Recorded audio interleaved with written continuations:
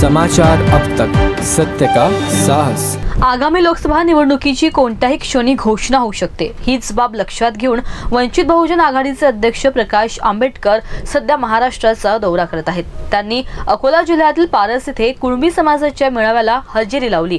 मेळाव्यानंतर त्यांनी माध्यमांशी बोलताना थेट भाजपलाच आव्हान दिलंय। भाजपने लोकसभेच्या 150 तरी जागा जिंकून दाखवाव्यात। निवडणुकीच्या मैदानात त्यांनी 150 जागा जिंकल्या तरी फार मोठी गोष्ट आहे असे ते मानतात। भाजपला चुकीची माहिती मिळत आहे। पक्ष फोडून आम्ही 400 पेक्षा अधिक जागा जिंकू असे त्यांना वाटत आहे। ते पक्ष फोडू शकतील, नेते विकत घेऊ शकतील, मात्र ते मतदारांना विकत घेऊ शकणार नाहीत। मतदार त्यांना धडा शिकवल्याशिवाय राहणार नाहीत असे मत प्रकाश आंबेडकरांनी व्यक्त केलंय। याच्यामध्ये असणारं केंद्र शासन जे आहे ते ग्राउंड रियालिटीशी कुठलाही संबंध नाही। त्यांना असणारं जे काही इंटेलिजन्स मिळते ती इंटेलिजन्स जे आहे ते चुकीचं इंटेलिजन्स मिळते आणि म्हणून पक्ष फोडून त्यांना असं वाटतं की आपलं 400 पास करू।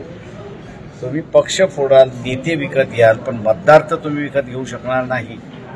मतदार यांना धडा शिकवल्याशिवाय राहणार नाही अशी परिस्थिती आहे। सर, मला माहित नाही, अजून माझ्यापर्यंत तो फॉर्म्युला आला नाही। आमच्या सारे दैवान फुंकर जे आहेत ते अधिकृतरित्या याच्यावरती बोलतील। मराठ्यांचं आंदोलन लढतात आहे। गरीब मराठ्यांचा प्रश्न हा पार्लमेंटचा प्रश्न आहे आणि त्यांनी पार्लमेंटमध्ये आलं पाहिजे या हेतूने पक्षामध्ये चर्चा होऊन ती मागण्यात आलेली आहे। Bureau report, Akola.